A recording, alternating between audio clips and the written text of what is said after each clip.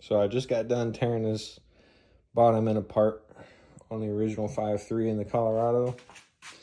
And for as many miles as it has on it, it's not horrible. This one's bad.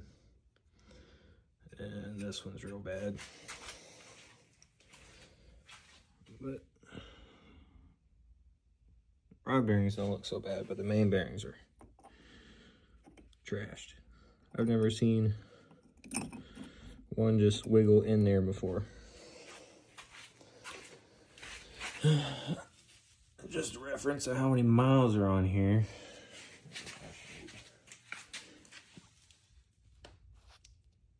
The cylinder's pretty